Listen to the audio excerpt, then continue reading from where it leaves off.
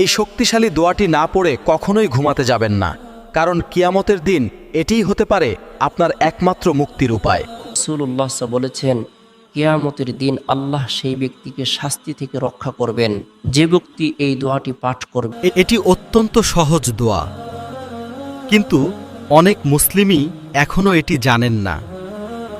দোয়াটি শেয়ার করার আগে অন্তত একজন প্রিয় মানুষকে ভিডিওটি পাঠান, কারণ একটি দোয়া শেয়ার করাও হতে পারে বড় সওয়াব।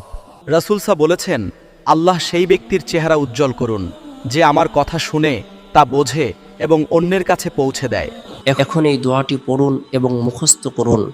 আল্লাহুম্মা কিনি আযাবাকা ইয়াউমা তাবআতু ইবাদাকা। অর্থ, হে আল্লাহ, আপনার আযাব থেকে আমাকে রক্ষা করুন যেদিন আপনি আপনার বান্দাদের পুনরুত্থিত করবেন। আমিন। এই দোয়াটি নবী করিম প্রত্যেক ফরজ সালাতের পরেও পাঠ করতেন, তাই এটিকে আপনার প্রতিদিনের অভ্যাস বানান।